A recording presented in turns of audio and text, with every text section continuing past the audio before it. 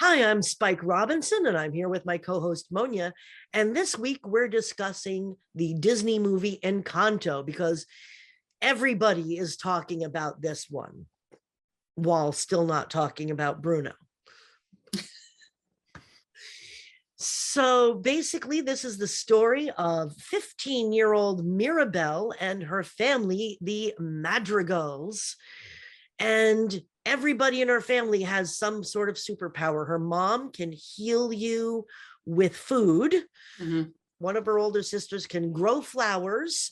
The other sister is super strong. She's got a cousin that can hear a pin drop.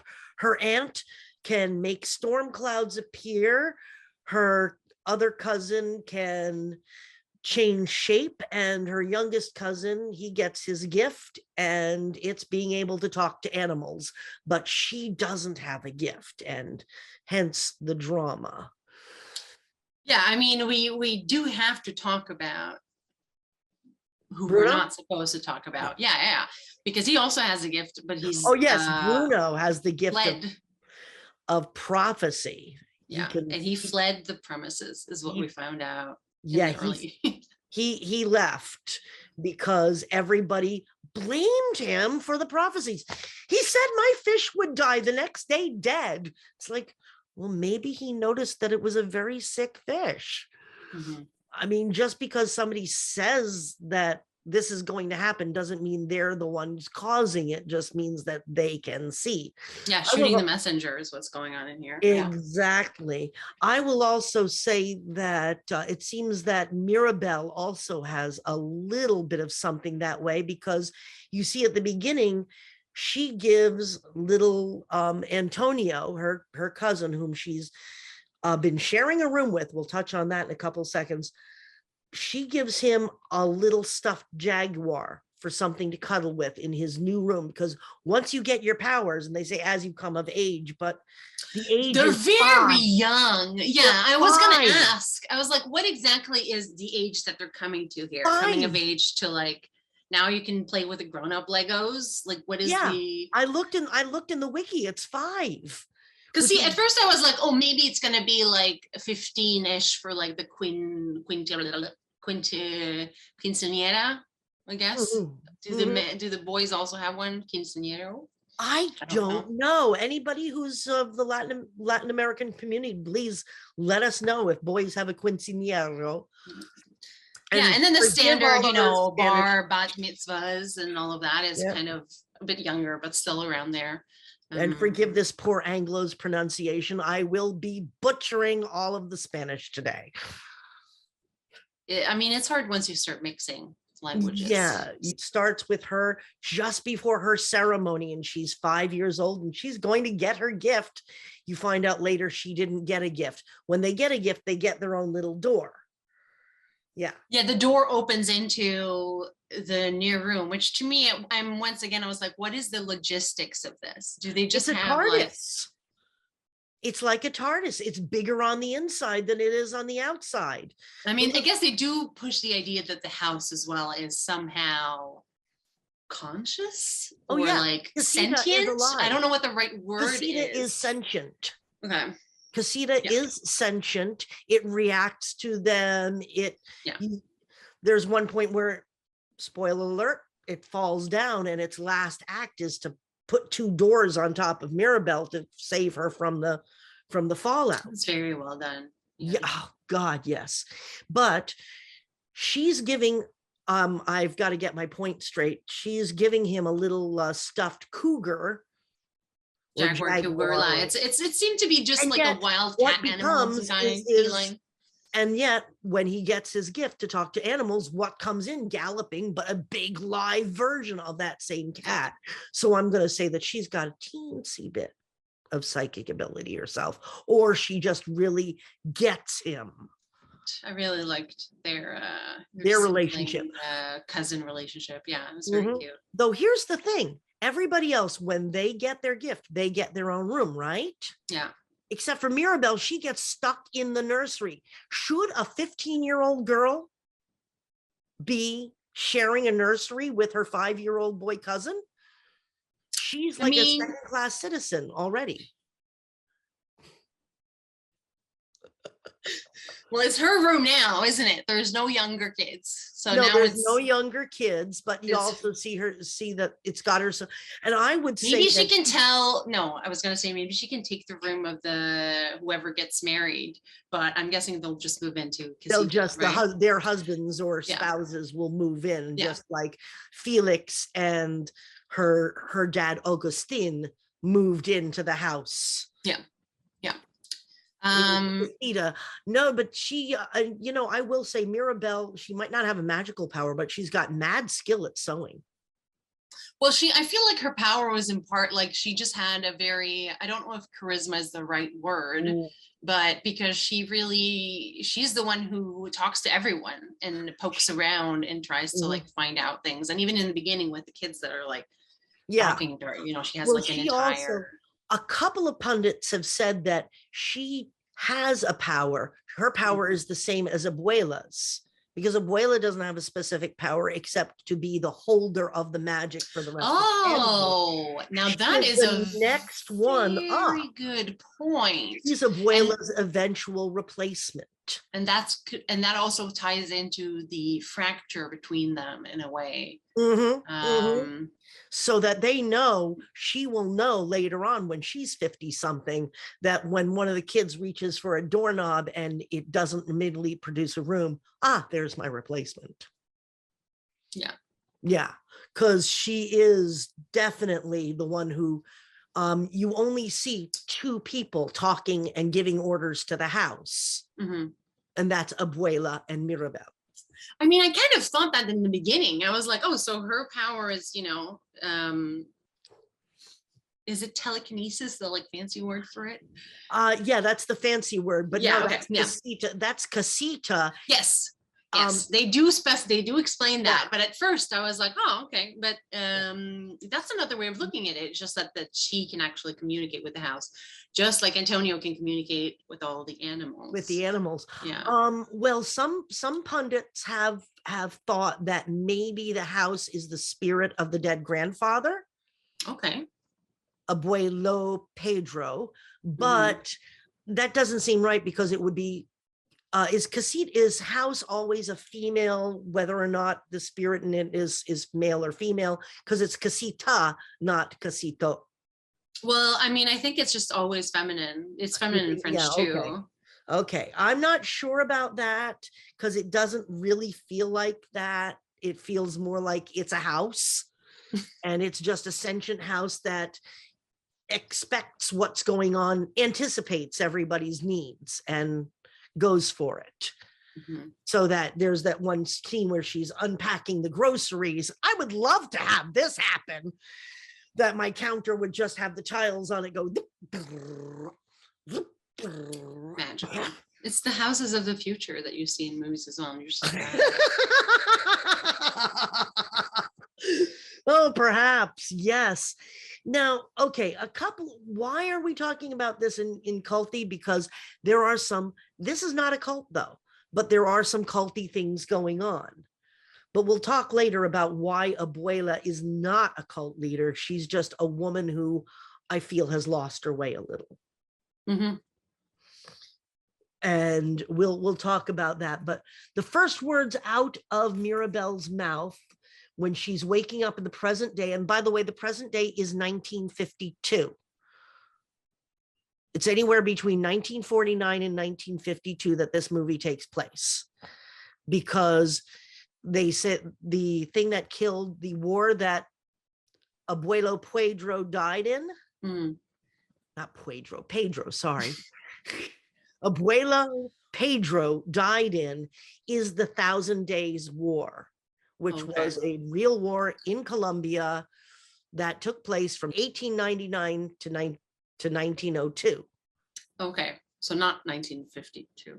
So, well, no, that's yes, because yes, that's right. It's 50 years later. Yes, that makes sense. Yes. So it's somewhere between. However, there's also a place where somebody mentions telenovelas, which were not around until the late 50s in Mexico. And they say that the Encanto is cut off from the rest of the world. Yeah. Two questions. Where did they find out about telenovelas then? And I think, where did Mirabelle get her glasses, unless there was a licensed optician in the village when they all ran away to the Encanto? Her glasses, and also with those the green frames make them just a little bit too modern. well, I mean, it doesn't have to be. Why does he have to be licensed? Okay, fair enough. But this is a separate little world. There could easily be someone tiny village in Colombia. They would have had to have glass grinders, a competent optician, metal workers, and the metal foundries. What if they just have someone who can, some metal workers and glass blowers, and then in combination, mom gives them some food that will imbue the glasses with the power to take away the eye problem. We're stretching here. We're stretching here. I feel like telenovela, for me, it's kind of like, I mean, I don't know that they even thought about this in this much detail, but it kind of seems like a way of referring to just like general drama stories. So I wonder if they just have like, I don't know, book series or something, or like they see like like mini plays and they're like, these are telenovelas. Although I just thought of something. It's Bruno who mentions the telenovela. He also, as one of the other pundits points out, when he has the little cards showing what sort of thing you want to watch on his entertainment center, one of the cards is showing a 1990 soccer game between Colombia and Germany.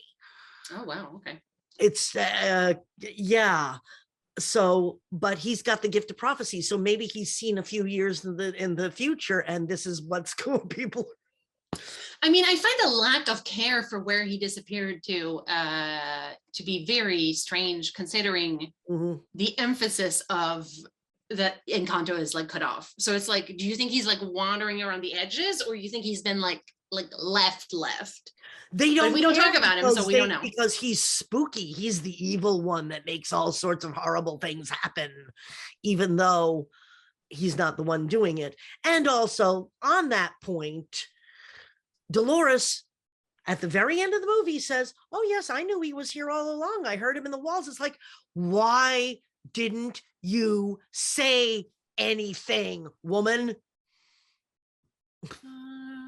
Well, that is strange considering she's the one who apparently spreads the gossip. Yeah. Well, she says nothing about him. Also, also, when Mirabelle's getting worried, at first she says, nobody's worried about the lack of magic except for you and the rats and Luisa. But she still doesn't manage Bruno, who is actively, at that point, pasting the cracks up. I wonder... Because the casita is already cracking where they can't see it at this point, before Mirabelle sees the cracks form. Yeah, because they're down there. Yeah, he's down there plugging them back up. Yeah. Well, here's I mean, this is very much like stretching it, but I'm like, well, what if she heard him, but she didn't realize it was him until they discovered that he's out? Like, she was like, these are just the rats talking, you know? Okay, and it's a Disney movie, so the rats could be going knock, knock, knock, knock on wood. Well, I mean, if she says already that the rats were worried, then she must have some sort of... she must have. So I mean, I'm not sure how advanced this hearing is. Yeah, and also some people have posited that she's a little bit crazy because she's had to hear everything. She's had to hear everything, every argument. She's got not only her own parents, but her uncle and aunt living in the casita, and she's got to hear every single little thing going on. Yeah. You know, in the beginning also, she says, make my family proud. And then the family is a perfect constellation. Let's be clear, Abuela runs this show. And at one point, Abuela says, we need to earn the miracle. also that Isabella, who we haven't talked about yet, is a perfect golden child. Now, Isabella and the Isabella worship is very culty. She is Yes. the perfect child, even regardless of what she thinks of herself inside. We find out later she's just doing this for the family. She does not like who she is or how she is. She does not like being this perfect. You see her, she literally has a bed of roses in her room. Her bed Yes. is literally made of roses. Yes. But she probably made her own bed in this case. Since she has the fly. Yeah, everything's perfect, and everybody, she comes down on a swing of flowers and everybody claps. Oh, please don't clap. She's this perfect little princess. And anybody who was bullied by a perfect little princess, that's very, you know, immediately who that girl is. Yeah. She's the girl that you think is just this perfect little princess, but underneath, she's actually in a lot of pain herself. She's a lost soul too, though it's interesting. I wouldn't think that it would just take one song for her to crack her shell. Yeah. Yeah. I mean, I'm not sure. I feel like that was a bit of a misfire for me when Bruno and Mirabel are looking at, you know, the prophecy, and they're like, oh, you have to hug someone, and they're like, oh, it's Isabel. I'm like, what? Why would it be Isabella? Like, what are you talking about? Shouldn't it be Abuela? Like, isn't that the entire point, that she must, you know, they must, like, you know, reunite the family? But no, it's Isabella. Go visit Isabella. And I was like, okay. Well, I mean, I guess she hadn't really had her moment, but that creates the start of the train of stuff that goes on. The dominoes, but and also, if Abuela hadn't, because all of a sudden they hug and they do their lovely song where they're dancing around and creating cacti, and notice they're all asymmetrical suddenly. It's beautiful. She's very excited. Yeah. And Abuela comes in, what are you doing? Yeah. But if she had actually listened for a moment, I think, do you think the cracks would have all healed? Because all of a sudden the cracks have healed, the candle's growing brighter. If Abuela hadn't decided to react with anger, would that have been the end of it? Well, that's too simple. I think she needs to realize it as well. Because otherwise it would just be a constant back and forth like that, right? Wouldn't it? Like, there would be some cracks, but it might just like keep healing. You think the whole thing needed to go before it could? Well, not necessarily, but Abuela needed to herself come to like understand that it's like, you know, it's a family. It's not, you know, you're not supposed to be, because a lot of it to me came off as like, you know, much of the importance was the image they project for the rest. Oh, it is very much an image. So it's not even like we are so blessed because our family is, you know, a happy family. It's we're so blessed, and we have to make sure that everyone knows it. Everybody knows it. We have to I mean, her reaction when the cracks start showing is to slam the door on the face of the village and go, we are the Madrigals. Yeah. Very controlling too. She is very controlling. Everything is about seeming and having to show that and earn our miracle. We have to be of service. She has to, today we will work twice as hard. And then as soon as little Antonio gets his gift, right away, we're going to find out how we can be of service to the village with this. Instead of maybe, what is this about? Is it to make sure that they're never not needed? That's a way of controlling. Yeah, it seems like a hierarchical move of like, where you're not we haven't been elected as leaders, but look, we're so super extraordinary that and we'll take but they've got a painting of them on the wall in the village. Yeah, it's their kingdom, kind of, right? It's their little, it really is. It is their Encanto, and the rest of the villagers just live in it. And poor Luisa is the workhorse of all of them. That's why she's equated with donkeys. She is a donkey to them. Louisa, my house is tilted. Oh, I love Louisa. Actually. Yeah, moving the church. Yeah, I mean, she's an evolved Pippi Longstocking. You know? Oh, I love Louisa. You're right, though. She is an evolved Pippi Longstocking. She really is. She is. I wonder too, though. It is it does seem to be like a kingdom that has, if we're going to call them rulers, they are benevolent rulers because they are trying to help the they're people not all the time, but within their unit, their family unit, it is not as, supportive. They're seen marching out of the door in double file. Also, another weird thing is that Dolores or Pepe's side of the family, her husband wears the same colors. Her son wears the same colors. The only person who doesn't wear the same colors is their more adult daughter, Dolores. Mm-hmm. And even so, she's wearing yellow and red. The rest of them are all wearing yellow. And you wonder why. And then even in the party where I think I've seen Felix, who is the father, I see somebody who looks like his brother. Why? Because he's wearing the same damn shirt. Yeah. Well, they don't have a lot of designers, I guess. Yeah. And then the other side of the family, who is, what's the mother's name? Her mother is Julieta, is, who heals with food. That is a weird gift. I'm sorry. That is just like, that almost feels like a placeholder gift until they found a different one. Well, I wonder if this would be better, but there is a movie called Simply Irresistible, and that one, she has like a power where her emotion goes into the food she cooks, so that they'll feel like whoever eats it will just reflect the feelings. Like if she's sad when she bakes like a pie, then whoever eats it suddenly, gets overwhelmed with like sadness and stuff like that. Okay. But just like healing is very like, does she have to think about the particular injury as it's cooked, or does she just need to hold it and imbue her magic and then pass it on? Well, you see at one point there's a whole line of folks and she's just handing out the arepas, which are little corn but she could have made them, but we don't know. An arepa is like a sandwich, I believe.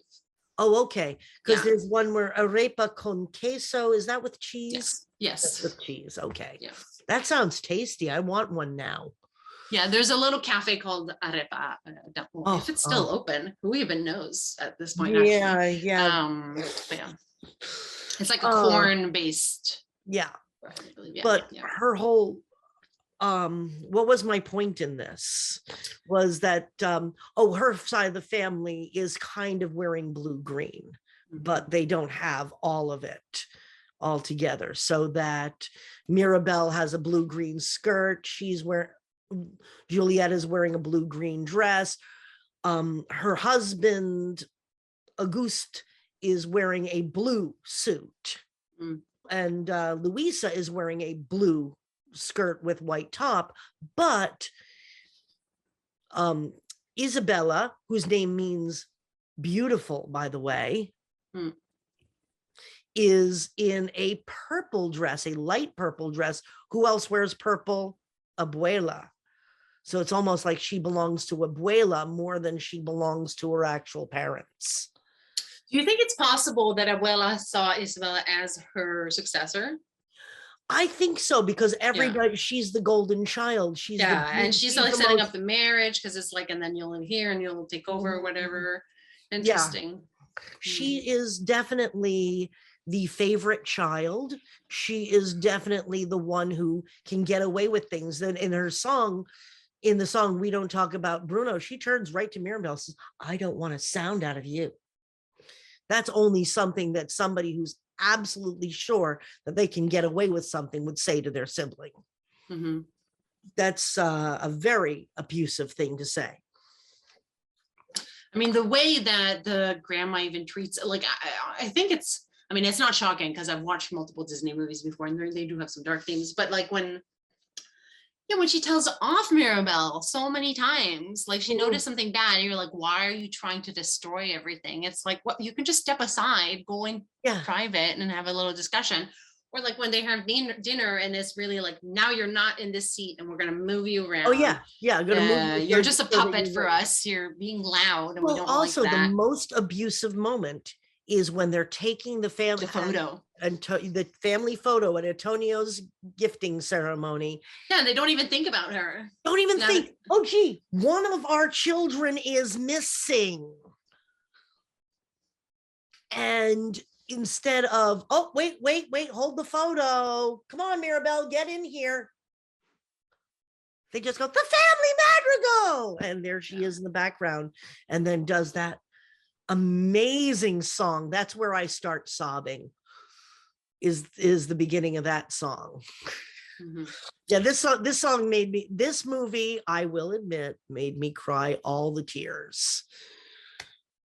I kind of prefer that. Someone else pointed out that they're like, oh, this is a bit different for Disney movie because there's no outright villain. Like there's no narrative of like, we must go and defeat this, thing or whatever. This is like an internal family conflict, like the conflicts within the family. It's a conflict between actually good people. Yeah. Because good people do bad things sometimes. Yeah, no, it is a nice change of pace in that way. And they do allow for Abuela to maybe not wake up, but realize like they do get to have that Inside Out is like that too. It doesn't have an actual villain.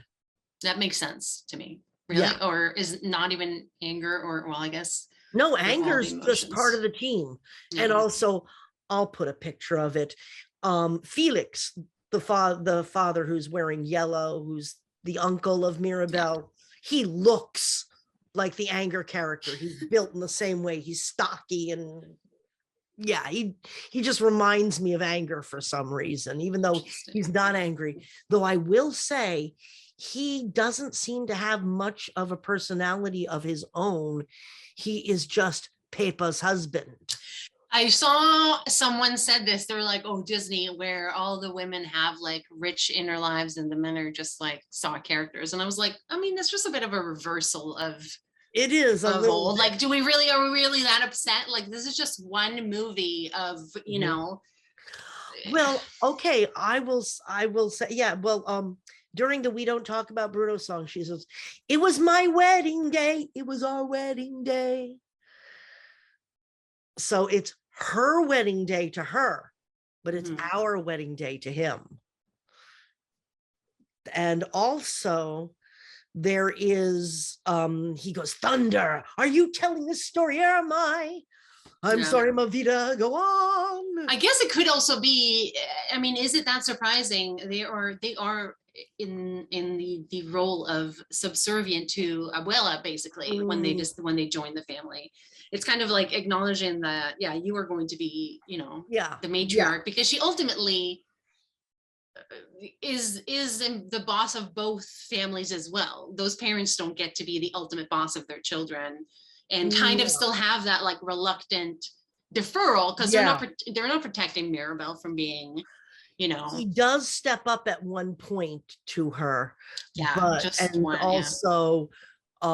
when Pepe is having a storm over her and Abuela says, stop that, Felix goes, she's trying, so he's right there for her. Felix and Pepe are very much into each other. And Camilo, their shape-shifting son, is wearing the same yellow too. So make of that what you will, but yes, you definitely see that Isabella is wearing the same colors as Abuela, only lighter, and she is the most graceful of the madrigals, and she is beautiful and wonderful and boring. The golden child. She says it right there, the perfect golden child. That's boring. Very boring. Until she creates something new, different, unexpected. And Luisa is, did I mention already, Luisa means strong?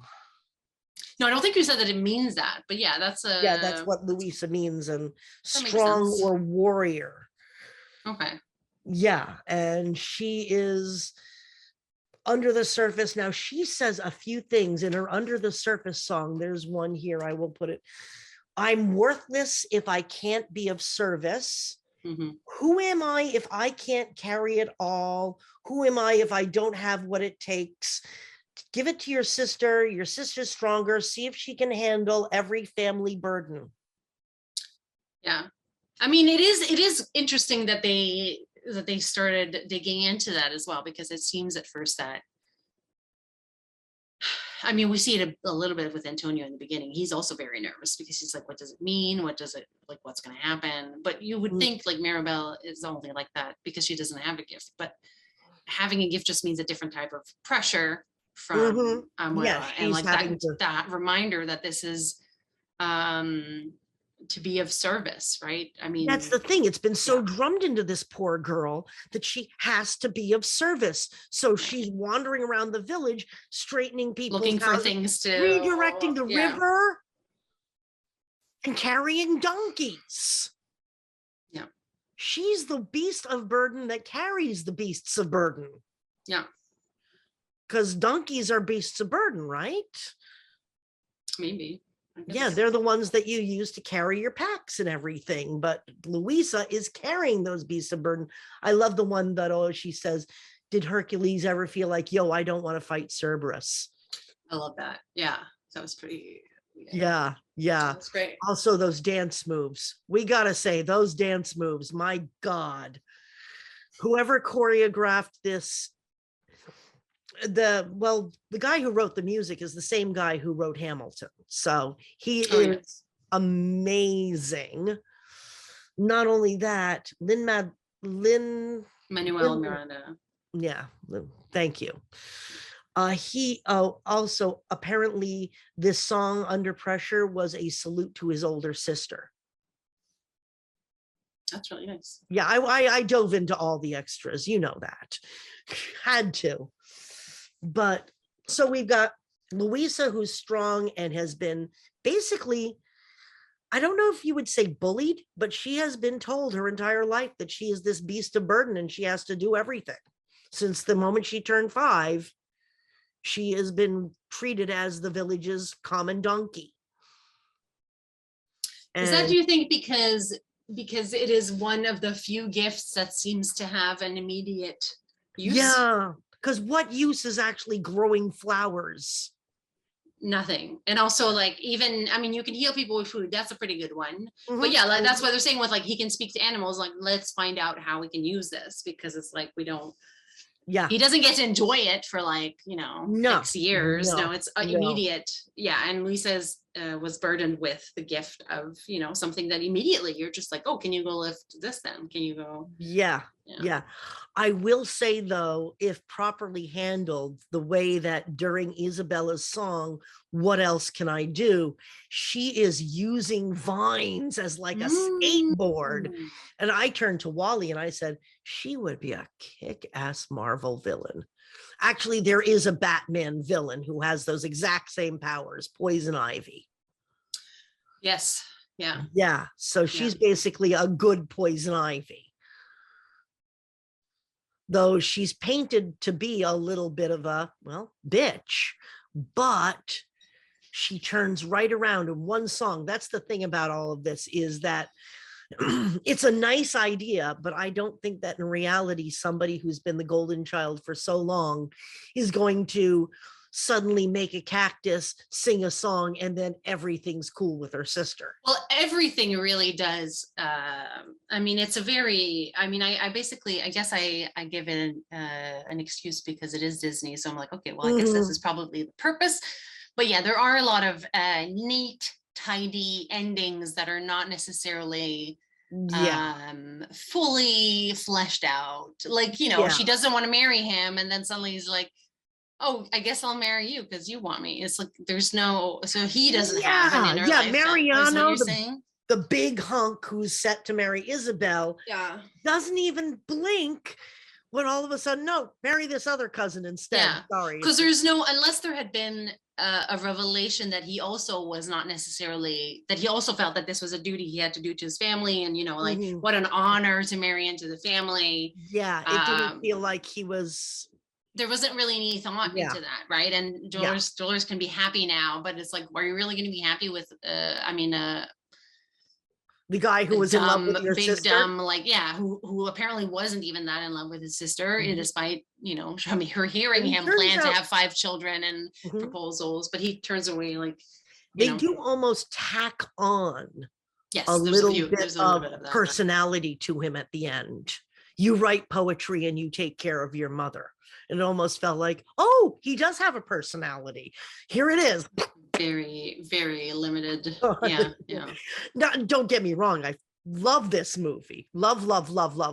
But these are minor considerations that, Well, yes, we have to be allowed to. We have to. That's the point of this entire discussion. The controlling, like the way that these stories are told, and also explaining that sometimes the resolutions that we see might give us warm and fuzzies and hope, as like, this is not necessarily how reality plays out. No. So don't have, crazy expectations, but also, like, change can happen. It's not a change can happen. It's just we're not actually in a Disney movie, even if we live in Disney residences. It just did feel a little bit like, okay, fine, 15 years of animosity is going to go away because they sing one song together. Granted, it's a kick-ass song. It is. I mean, it is kind of the musical way, though, I guess. It isn't. I mean, I feel like Wicked maybe is a bit like that as well, but probably in the beginning. Oh, I love Wicked. Oh my gosh, because it gives, add it to the list, everything that, like, I mean, you obviously know the Wizard of Oz story and the witches, Glinda the Good Witch. And I know the basic plot too. That it gives the bad witch, like, it gives her background, really, and like what happened before, and like how do we, like, what does it mean? I'm like, I think it was done really well. Technically, it's fan fiction, that was published. It is fan fiction, and then turned into a Broadway musical. Because it's based on a book that's exploring Wizard of Oz, which is an established. That Wizard of Oz, there were 13 Oz books eventually. 12 or 13 books. 12. Are they different Oz's? They're all different versions of Oz. Dorothy only appears in 2 of the books. Interesting. And then a couple others. So, like, if you've ever seen The Return to Oz with the younger girl and the really scary wheelies, the one that scared all the 90s or 80s kids, it's actually based on 2 further books in Oz, one of which where they take the Dorothy character and replace a boy named Pip with Dorothy, and then write a shell where is it a dream? In just a little side note, in the original Wizard of Oz, it is not a dream. Dorothy actually really honestly goes to Oz and comes back, and her aunt and uncle have been really worried. Where have you been for a year and a half? That's a long time. Yeah, they're building a new house. They've given her up for dead. And she comes back wearing silver slippers, not ruby, silver walking shoes. Sorry, geeking out on a totally different movie there. But I mean, it sounds, I mean, it's not that it's familiar to a lot of TV show concepts, but a lot of TV show concepts do this thing where, like, people went missing, over whatever time, and now suddenly they reappear. What does it mean? Which usually the answer is like aliens, but what if it was Oz? Like, how cool would that be? Like, you were in Oz and there's like a maybe that's where they think Bruno went. I mean, it really stuck with me that, like, that trained dismissal in the beginning. Where he's like, he ran away, we don't talk about him. And even before the song starts, Peppa says, and then I heard the name we do not speak. And also another pundit pointed out, you see that family tree right by their kitchen. His image is slightly scrubbed out on it. If you freeze frame and look at it, his image is a little bit erased. And even more heartbreaking, that is where on the other side of that wall, he's set his table with his little hand-drawn name and plate, and that's where he's listening to the family from. You know, I mean, in a way, this is what reveals the cracks in the actual family, because they cannot bear to discuss, you know, what might have gone wrong, you know, where is like, because it's a conversation. It's like, we're not having this conversation. And that's why it's like, we don't talk about it, because we can't. Well, apparently, according to the scriptwriters, there was a scene where they describe that Bruno and Abuela had a furious argument before he left, but then they decided that that didn't go, that he just saw the vision and snuck out. But Abuela remembers that she asked him about Mirabel, and maybe that might be some of, also, I think Abuela has gotten, addicted is the wrong word, but used to these wonderful ceremonies where she gathers the whole village together and everybody watches how wonderful a mother and grandmother she is. Yeah, like a standard kid grabs the doorknob, royal family. All of a sudden they have a wonderful gift, and then it comes time for Mirabel's gift, and what just fizzles out. What a disappointment for her, for Abuela. So, well, and they were saying like nothing can go wrong with his, and it's like, well, is it wrong? Like, so then you're saying like it's wrong if they don't get a gift, so then they're not they're not as worthy for some bizarre reason. Though they still don't actually understand, you know, it's not like they know why this candle isn't going out. They don't actually have any actual knowledge about the mysticism behind it, mythology, mysticism, but they've decided that this is good and this is bad, and like and everybody blames Bruno for his gift, and then Mirabel and then Mirabel, once he's gone, they have to blame her. It is very much a scapegoat. And poor Bruno, you see just how, I mean, he's developed alter personalities just to deal. I actually like Bruno the best. I think Bruno is, because at first when you see him, he's in a flash of lightning and he's holding a shard of glass and he looks like, I'm going to cut you. And then he saves her from falling down a hole, and then he falls down the hole, and then you see that it's only waist high. And then he climbs out of it, looks at her, goes, bye. Let's pretend like none of this happened. Oh man, but let's see now. Pepa and her thunderclouds. How is this a gift? That to me seemed very much like a curse, kind of, you know, because it's not so much that you control the weather, it's that you are expressing, you know, whatever your emotions are, project into a manifestation of. So if the village wants rain, she has to be upset. I mean, if she, and also she can create is there snow in Colombia? I don't think so. I don't know. I'd have to actually look and see if there's snow in Colombia. I'm sorry, I'm silly American that I am. I don't think so, because isn't it like, it's like Australia doesn't have snow. It's just Australia like warmer. I have a friend in New South Wales who does get snow. In the southern regions of Australia, you do get snow. Is that because it's so close to the southern pole? Just like Chile has. I feel like Chile has a bit of snow, Chile has a lot of snow. Peru has a lot of snow because they're in the mountains. Oh yes, of course. That is part of it. No, I have a friend in New South Wales who gets a lot of snow. Wow, this is like brand new information. I know, you don't think of kangaroos and snow in the same. Well, I'm just so used to them being like, oh, it's winter now, I'm so cold I have to wear a cardigan, and it's like, okay. That's in the northern parts but when you get down south with Tasmania and very confusing. But getting back to Pepa, she does a lot of, I was wondering, she's like this with her hair all constantly going. Ooh. And I said, why is she doing that? And I said, she's self-soothing. Yeah.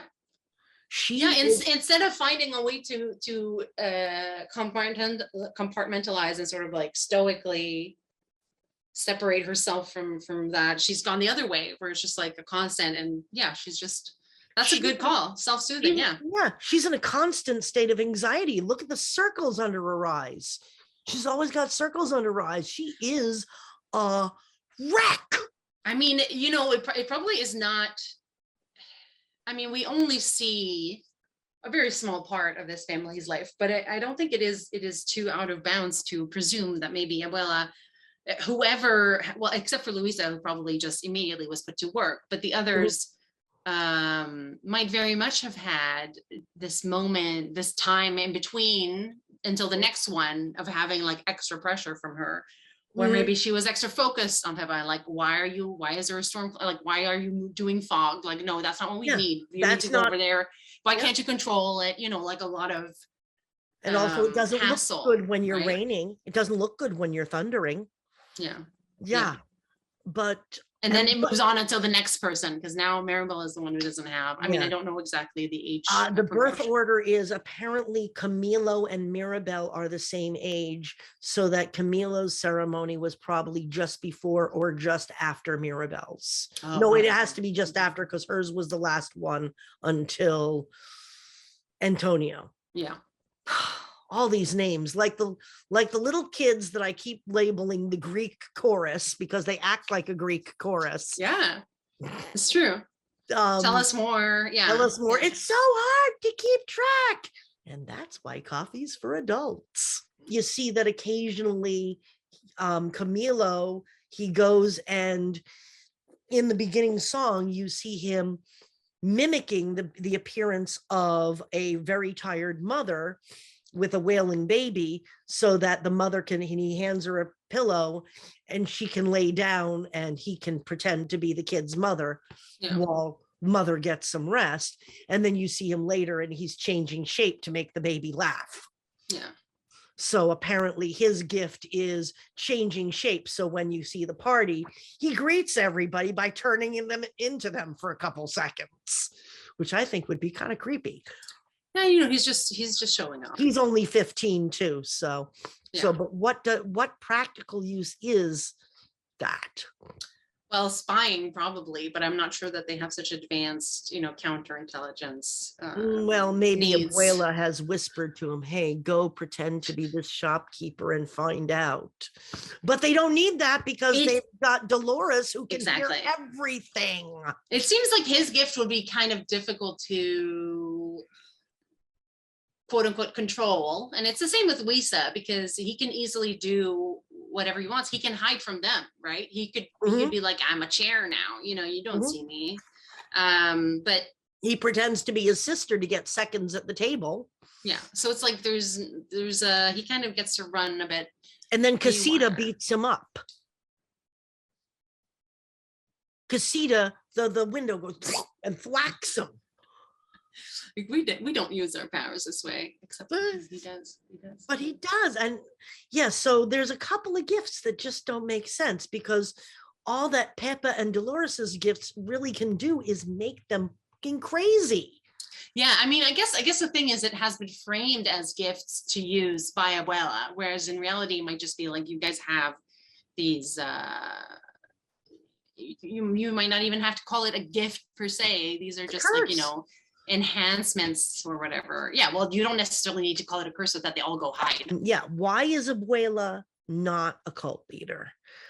Because she apologizes at the end. Which really just means that she has redemption in her, and she's not, perpetually looking for ways to exploit. Like she misbehaved. She wasn't the best communicator, and a real cult leader would find a way to do a half apology where I'm sorry that you are so, as our good friend Bernstein says, an apology that starts with I'm sorry that you is no apology whatsoever. That's an abuser's apology. Whereas Abuela actually says the family is cracking because of me. I am so sorry. And she actually means it. At that moment, you can actually see she's taken the burden back onto herself and said, I effed up. I'm sorry. And they hold hands, and it's a beautiful moment. And Spike cries gallons. Because I think it also emphasizes that there is actual love between them. Yeah. And that's the moment where she does realize that what she has been doing has been backfiring, because otherwise she could easily just be like, oh, Mirabel and Bruno, the fact that Bruno was here all along is why this has all fallen apart. And Mirabel, you just amplified it. And now you two rebuild the house and we will go she could easily spin off into some other crazy, evil stepmother or, maleficent style, style. They do blow up at each other, but after the blow up, she finds Mirabel, apologizes, and then as soon as Bruno appears and he's trying to protect her still, she hugs him. And he's going, I feel like I've missed something here. Yeah. Oh, but he leaves because, quote, my gift wasn't helping the family. Yeah. Because therefore it's better that it not be anywhere, not interfere, not. But prophecy is very much a double-edged sword, because people do have a tendency to equate the prophecy giver with the bad stuff that's happening. But he doesn't give all bad prophecies, because Isabella's part in the We Don't Talk About Bruno song, he told me that the life of my dreams would be promised and someday be mine. Sorry, I love that song so much. I really do.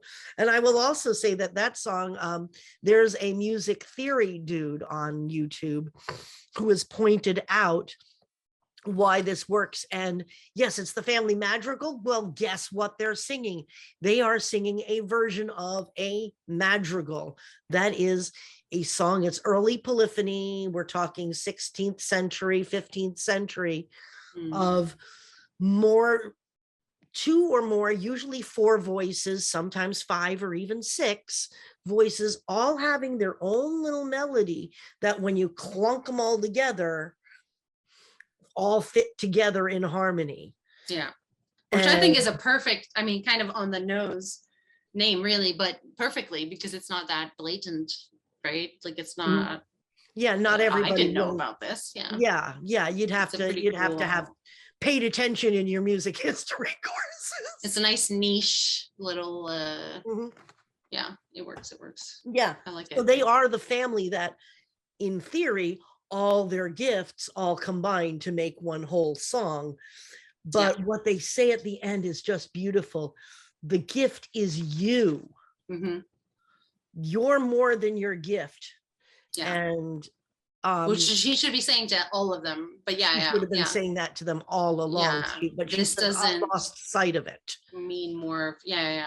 I lost sight of who the miracle was for. Yeah, and the miracle exactly. was born out of great tragedy. She saw her husband gunned down in front of her while she's holding their 3 children. Yeah. Also, there is also that scene while they're singing that caterpillar song, which makes me cry. Oh, all of these songs make me cry, let's face it. But she's announcing the birth to him by holding up a little paper doll, and then she spreads it out. It does the 3 ones. Sorry, but that was back in 1902. There's no way she would know. She grew really large that she would have known she was giving birth to but maybe that's her prophecy skills. Perhaps, or maybe the midwife or something, but magical midwife. Yeah, maybe. There was someone that joked that Mirabel obviously already has a gift. Her gift is getting everyone to burst into song. Like, she just has to go at him, and then it's like, here we go. Now they're spilling their guts in song form, Well, no wonder people avoid her. She's like, isn't there an episode of Scrubs where a patient comes in and the illness, the strange neurological illness that the patient has is that in her mind she hears everybody singing their lines? Possibly. That's the musical I know that after Buffy there was a big like all the shows that really, had to we're like, we're cool. We got to do that too. And it's like, okay, sure. Yeah. Yeah. Well, there is that, but Bruno at the end, when they've rebuilt the house, and I'm already sobbing because of the way the music is, where they're redoing the first song, but reframed and slightly modulated to, we see how brave you've been, we see how bright you burn. And then Bruno speaks the lines, "You're the real gift, kid. Let us in." And even just repeating that moment, I'm tearing up. This is a very emotional movie for me. I mean, that's what they do. I feel like Milan was like a heavy crying movie for me. Obviously, Lion King. Oh my God, Free Willy. Oh, for me it was Inside Out. I cried so hard at Inside Out that my tear ducts ached afterwards because it was just that much. Also, I did have a bit of a weird, wacky theory as far as Augusto. Okay. Or Auguste, Mirabel's father. Now, his wife's special gift is healing people with food. He's accident prone. Yeah. He's accident prone. He keeps getting bitten by bees. I was like, what is happening? And then it's like, yeah, that feels a little codependent. Bingo. Give the lady a cigar. Yeah. Well, just because we're bringing up that word, then I feel obligated. This has come up in my fandom stuff where a former One Direction performer has been pulling that as like a fan thing of like, we're in a codependent relationship. And I'm like, I mean, you don't realize how right you are. Yeah, well, I can. And also you're using it as a quirky positive, and it's like, I've seen the dark side. I will say the fandom, and also let's bring it back to the movie there, that the village is in that fandom relationship. Yeah. Oh my God, it's them. Well, yeah, and I was thinking about that when you call the kids the chorus, where I'm like, they have that function. I mean, the village has that function of amplifying them. And elevating them, and guys get to marry into the family. Yeah. Absolutely. I mean, I'm looking at something now because I've noticed the K-poppers have decided that, not all of them. Not all of them. Not the K-poppers. No, it's the BTS army specifically, because they don't consider themselves to be part of the K-pop fandom. They're like, those people are doing their thing.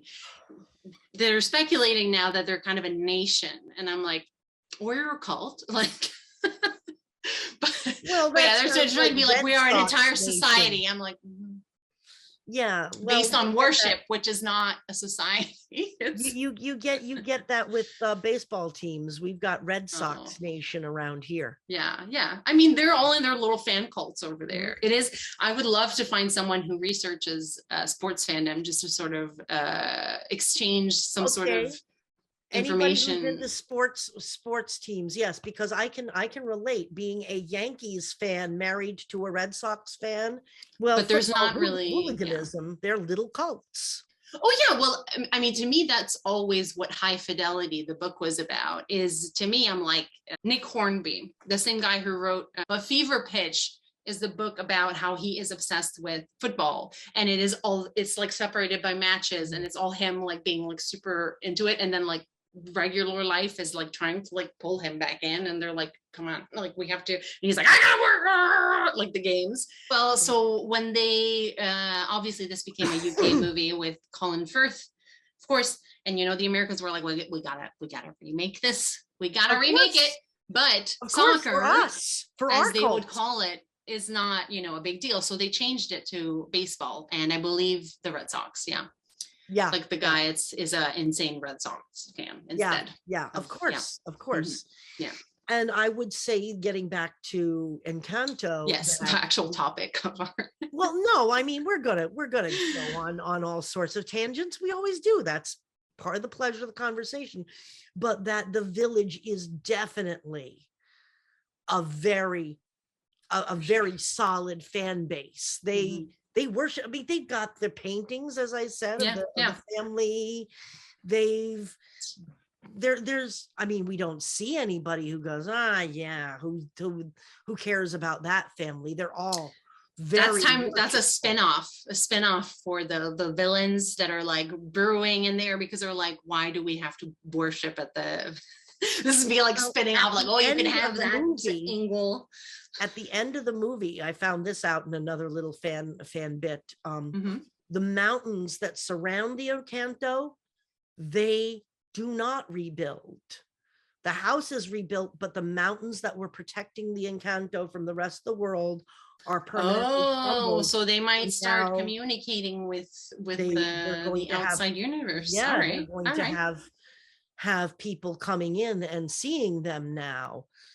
And I would love, as much as I rail against sequels, I would not mind seeing a sequel with Mirabel as a grandmother having to deal with her family in, say, 1980s Colombia.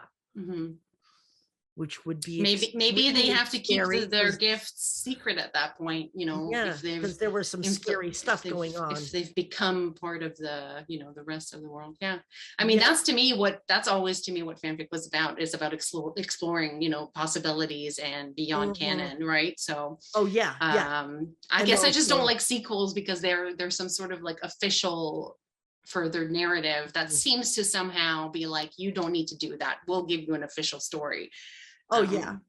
Basically it was I mean, the particularly Disney straight to video sequels, you know, the whole how many Aladdin sequels were there? Aladdin, I don't even know. Jafar may need glasses. I just know Lion King had like a bunch of sequels, and I was like, as a child, I was like, I don't want this. But I loved Free Willy 2, Free Willy 3. I think Free Willy 2 was even like my favorite, I think. Oh, really? But yeah. Actually, Cinderella 3 is supposedly I actually watched it, and it's kind of good, because the evil stepmother goes back and finds out that she can go back in time, steal the fairy godmother's wand, and make sure that Cinderella and the prince never actually met. Yeah. Pretty interesting. That's getting really advanced. They're keeping up with the times. They're like, let's throw in some time travel in here. Some time travel. And some timelines, you know, and okay. So I wouldn't mind an Encanto sequel. 1980s Colombia, if I remember my history right, all of South America was going through some pretty serious social issues at that point. I don't know if Colombia was, but I know El Salvador and various other places in the 80s were having some troubles. Yeah, but they can Disneyfy that. I mean, heck, they Disneyfied Hunchback of Notre Dame from I was going to say Pocahontas at the end. Yeah. I was so miffed when I saw Hunchback of Notre Dame coming out in the theaters. It was like, have you guys even read the Victor Hugo book? This is not a children's story. And it's not even like, he's not even the actual hero of the story. It's like, oh, Esmeralda. I mean, I think Esmeralda was great. I really liked her when I was little, but it's like, what? And it's got one of the best villain songs ever. That's what Encanto misses out in not having an actual villain. They don't get a villain song. Yeah. I think the songs are pretty great nonetheless, and I like this internal conflict. I think it's a good way of like. It is. Because every song does talk about what's happening to. It would be interesting. It would have been interesting to hear what Dolores had to say about having to hear everything. Yeah. Or what Camilo has to say about constantly having to be somebody else. Yeah, he might not really know. He might not have a very good self image, or like, you know. He seems to be the most relaxed. Yes. He seems to be, though he is also having to deal with his mother. At one point, you see him serving tea to his mother and being there to soothe her. Yeah. So he's got a mother who is in wreck. basically. So he's pretty relaxed for that. But then again, she also has Felix, her husband, he's just a doting husband. That's all he is. Yeah. Though also you could see that he's the type of guy that's good at a party. I of all of them, I probably would want to hang out with Felix the most. He seems It looks like they had some pretty nice parties. Yeah, the party mood was quite cool until they're like family photos. Family photos, and then all of a sudden, yeah, we don't even check that there's not a kid around. That's just so unfair. Like, did they do that? Yeah. And then afterwards, when she's found the cracks and everybody's blaming her for ruining Antonio's ceremony, it's like, excuse me, you did not bring her in for the family photo. Of course, even if she hadn't really seen the cracks, that would be a time for a 15-year-old girl to act out. Yeah. And quite reasonably so. And then her mother says, I feel like tonight was difficult for you.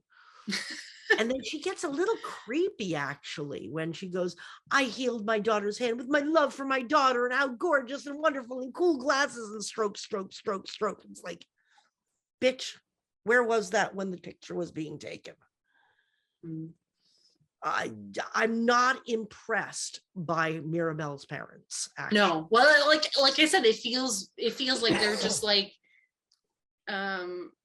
they defer everything to Abuela, basically. Yeah. So they don't really like take any type of fundamental parenting moves and decisions. Is one point where Abuela says, you should have told me, think of the family. He says, I was thinking of my daughter. But really, he wasn't going, okay, it's fine. What are you feeling? He's like, no, nobody should know. Nobody knows. Don't talk about it. Yeah. When she finds the prophecy, it's not, oh my God, this must be startling for you. How do you feel, honey? It's, let's not talk about it at all. And let's hide it. There's also a weird moment just before Antonio's ceremony where they're shouting out after her, remember, you don't have, just be yourself. You don't have to. And he's looking after her. And he looks at his wife and then changes his expression to match hers. It's really weird. I'm not sure what that's about. I didn't catch that, but I did not watch it as many times as. How many times did I watch it? 15 gazillion. But I like to watch things over and over again. They say that young children like to watch things over and over again because they're developing neurons and they're developing neurological connections. That's why in Teletubbies, the Teletubbies are always saying, again! And then they do it again because when it fires, it wires. And so they're reinforcing the wiring of that neuron. Strange, but there it is. So maybe I'm like a little kid. I don't know. Well, see, that's interesting because to me, I always figured like children like to rewatch things because of the high level of how everything is so novel that they can find new things every time because it's like, oh, this. Yeah. You do see new things every time. You do see new things every time. You see the butterflies. You see that Luisa's skirt has little barbells on it. And that Mirabel's dress has not only butterflies, but she has all of the symbols of everybody. She has the sound waves of Pepa, or no, the thunderclouds of Pepa, the sound waves of Dolores. She has the butterflies for Abuela. She has the Luisa's barbells. She has everything all in her skirt.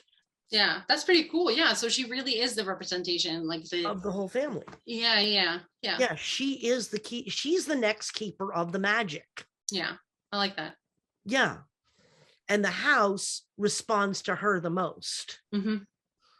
Though it also responds to Abuela. Yeah, once again, like a parallel synchronicity and symbolism. So, like you were saying before, when they're having the breakfast. And Mirabel's trying to sit next to Luisa to get the dirt from Luisa. And Abuela doesn't even care. All she knows is that Mirabel's not paying attention. So she has the casita and the tiles move her chair over right next to, which is just so abusive. Yeah, that was, I feel, I mean, I didn't like it, but yeah, it really emphasized sort of like what the power structure is in that power dynamic. Yeah. Well, let's make this clear. Abuela runs the show. It's right there in the first line of the song, or the first song, or one of the first lines of the first song. But let's see what else is good. Augusta's speech to his daughter about being without a gift. He said, when Felix and I came into the family, outsiders without gifts never would have them. And then he says, we had to get used to being unceptional instead of exceptional. Unceptional. Okay. Yeah, they get to bask in the glow of the and he gets to manipulate his wife by constantly getting stung with bees and needing her healing powers. Yeah, I mean, it's a good way. Is that how they fell in love? He was the one person in the village who was always accident prone, and so he got to see her the most, and maybe she fell in love with him just being. That's a hell of a way to start a relationship. Yeah, it just doesn't seem right. Actually, that feels a little like a nurse falling in love with her patient, which does happen, but it just I mean it's one of those things where the more you think about it, the more you're like, this is kind of effed up, isn't it? Yeah Well, every time with Disney. And I don't know what to make of this, but everybody else, their gifts just happen. An animal talks and Antonio can hear it right away. Dolores can hear right away. Pepa, she has an emotion. The weather is expressing it right away. Luisa, she can just lift. But Bruno's gift requires him to draw a circle of sand and do stuff. Yeah. So I'm wondering how they knew. Maybe it was like when they opened the room, like in the inside of the room might have the little thing, the big hourglass with the falling sand and all the stairs, and Bruno, your room is the worst. That's why he's like, oh, I prefer this underground back area that I've made for myself. Oh my goodness. Yeah. But also what I really like is that out of the falling sand, he creates these glass holographic plates. 2 decades before holography even exists. They're very cool. Yeah, they're very. It's magic. It's magic. Gifts. So it's magic. Not. It's Encanto magic. Yeah. Mm-hmm. But I mean, it's kind of funny that it's. When did holography start happening? 70s, I think. So there he is with these plates. That's an actual hologram that he's holding in his hands, because and he's created these glass plates out of sand, which is, of course, the basic ingredient for glass. So it's very, very clever. And it's this whirlwind and his eyes glow. So it is a little creepy. Yeah. Once he gets the glowy eyes, it is a bit of a like, oh, so maybe when he opened the door, like his eyes lit up and he could just like, something. And then he tells people that you're going to be bald. Oh, joy. Yeah.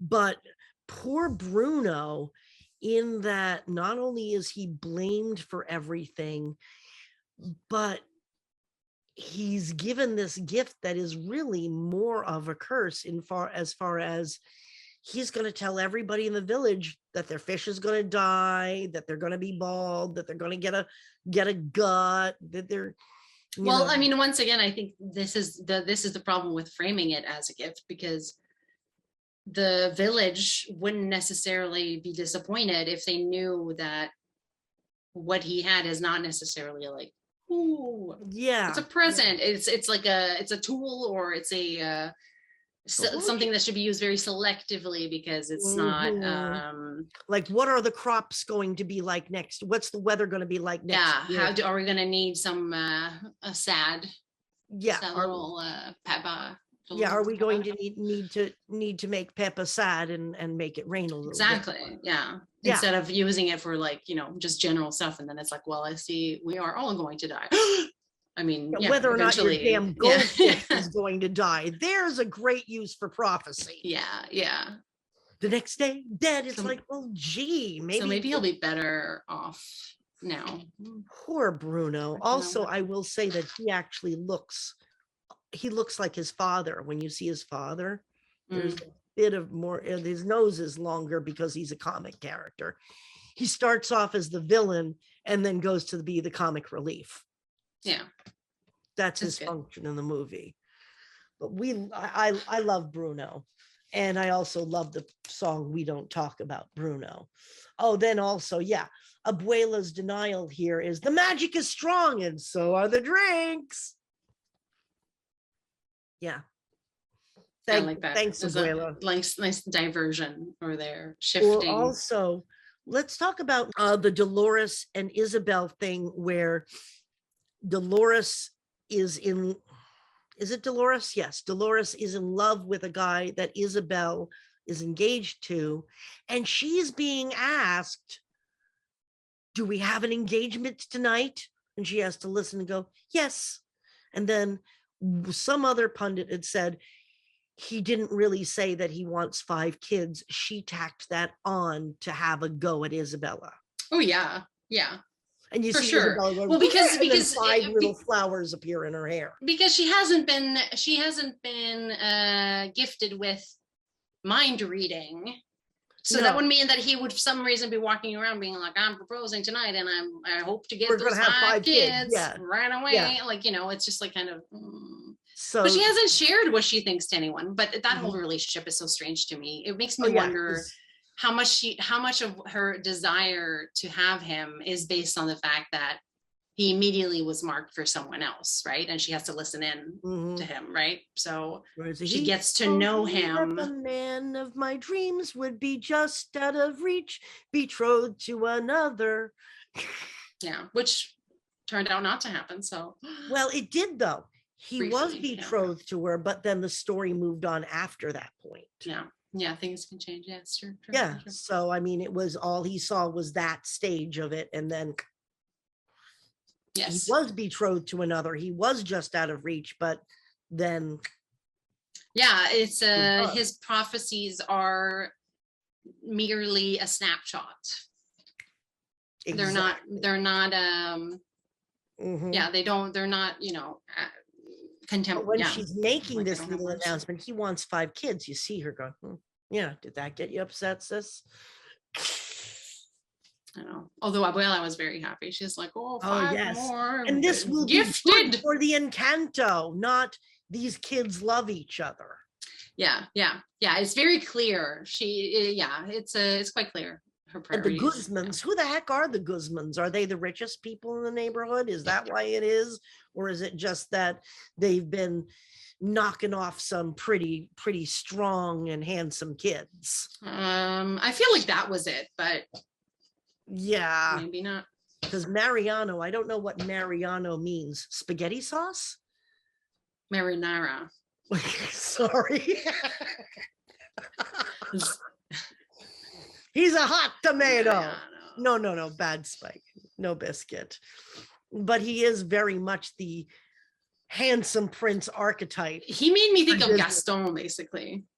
He looks like a nice Gaston. Yeah, he's very much in the stripe of Disney. Yeah, handsome dude, brawny man. That's why I love Louisa so much, is because she's built like a brawny man, but he's got ribbons and she's very feminine, but sometimes I cry. But when she's losing, she's the one I feel most sorry for, because she has to, besides Bruno, because she has to work all the time. And what am I if I can't serve? What am I? And then when she starts losing her, I'm a loser. She's got her whole self-worth tied up in her brawn. Yeah, in a way, it's clever to show how different everyone's relation to themselves and their gift and everything and how it fits in, because it would be different for each of these instances. And yeah, like whereas you feel that if Dolores lost her super hearing, she'd probably be so relieved. She probably wouldn't even tell anyone. She would just make up things, I feel like, and would just be like, oh yeah, I can hear everything, and just be like, and then why the heck does she not? Yeah, you said that maybe she doesn't recognize that it's Bruno, but she said, I knew he was there all along. Yeah, I mean, I feel like, yeah, that could just be a general little bad Dolores, no biscuit. Exactly. Yeah. There's one theory floating around online that she actually is the one who started the cracks, and she's the one who pushed Mirabel into exposing the cracks because she just couldn't stand having super hearing. Because there's one point where the fireworks are going off and she's going like that. She's flinching at the fireworks if you look closely. Whereas everybody else is going, ooh, but imagine how fireworks would sound to somebody who can hear a pin drop a mile away. Yeah. That would probably be painful. Yeah, pretty loud. She needs some extra strength. She needs some cotton wads, so she'd probably be relieved. Strength. Camilo would if he lost his gift, would probably be a little bit upset that he can't change, but he still can make people laugh, and he's still. I wish we'd seen a little bit more of Camilo, because he's kind of funny. Like when the house has fallen down, he says, "What? We don't have a house. I can't say we don't have a house." Very old Jewish comedian. Oh, there's an archetype for each of them. There is an archetype. Yeah. But so who's your favorite out of all of these? Oh, Mirabel is my favorite. Yeah. Just like very straightforward. I will say that the animation for facial expressions is nothing short of amazing. I mean, you saw it a little bit starting with their first computer animation that you could, but compared to the elasticity of face and motion and eyelids flickering, you go back to the other Disney movies and it's like they're just masks. They have really gotten to the point where their emotions are showing even better than a human being can show. And also there's that one scene where the house has fallen and Mirabel's run away and Abuela comes and gets her down by that waterfall. That is photorealistic water going by. Now, this is where Abuela finally realizes that she has been in the wrong, is when Mirabel finally looks at her and says, I will never be good enough for you. Louisa will never be strong enough for you. Isabella will never be beautiful. Is that what Isabella's power is just to be beautiful, graceful, and grow flowers? Well, didn't they say perfect enough? Or is that Isabella that said she would never be perfect enough? Isabella would never be perfect enough. Yeah. And that's her job, is to be perfect and beautiful. How does that serve anybody? She's decorative. It's part of the it's part of the image package. Yeah. So I will never be good enough for you. Isabella will never be perfect enough for you. Louisa will never be strong enough for you. None of us will ever be good enough for you. And then the house just goes. And Casita's last conscious moments are to put two doors together over her to protect her from the shrapnel. And then as the candle dies, the doors go. And Spike cries again. It's very nicely animated, the way the candle was burning down. And I did appreciate the falling. Made me think of Tetris a little bit. Well, like that everything has to like go exactly right to the animation of the magic coming off of the candles is beautiful, especially in that scene. Now, I think they got this idea from the live action version of Aladdin, which I have not seen, but I've heard of enough. Jasmine has a song that she sings where everybody else is frozen, and she gets this song where she's talking about needing to be heard, but it's being sung inside her mind while everybody else is frozen. Yeah. And she walks around while everybody is frozen, reacting to them and telling them what she would say if she could dare be heard.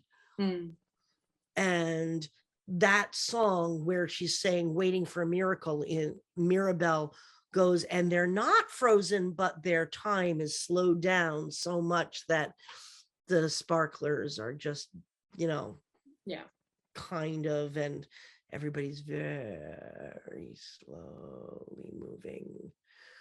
And I feel that they got that idea from that bit of Aladdin. I could be wrong, but it's a very great dramatic device where she's then able to go, I would move the mountains. I'm sorry, I love the songs so much. Every time I'm singing along with them all the times now, because, or I can't bring on the hurricane or the falling rain. That's a great line. That is, the lyrics are amazing. Also, Bruno was originally Oscar, but the songwriter said that didn't work so well, so he was given a choice, and Bruno was one of the 3 choices he was given. And we don't talk about Bruno, no. Yeah, that works. Yeah, that's a good one. Yeah, there's actually a boring technical term for that, where you take the last syllable and turn it into a different word because of the context. So Bruno, no, and I forget what the term is. But it is so, I mean, I could bore you all to tears with mathematically how perfect that song is, because this guy is, I mean, I consider myself a skilled songwriter, but this guy is like so much way beyond my league. I'm like a minor AAA player, and he's in the major leagues. So, but yes, so Abuela is confronted, the house dies, and then they all go looking for Mirabelle, who has run away.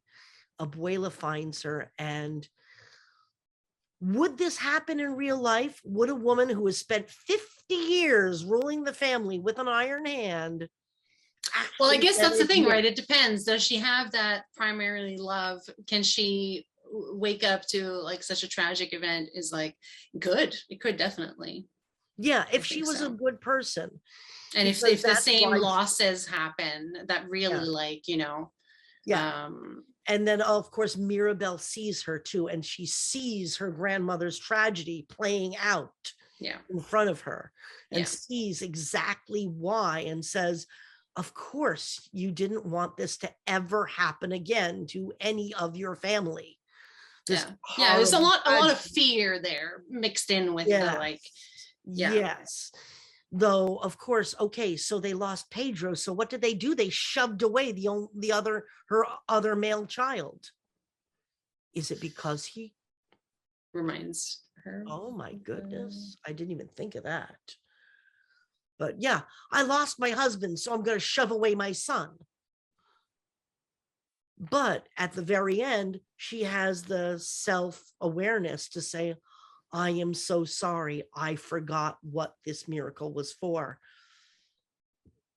And actually builds it up. And who brings back the magic of Casita? It's Mirabelle. Yeah. And once again, where the heck did they get the metal workers to make that doorknob? We made this doorknob for you while none of the magic was happening. Yeah. I mean, in general, there was a lot of supplies that came out of nowhere, really. Yeah. They immediately had everything ready to rebuild. But this is the magic of Disney.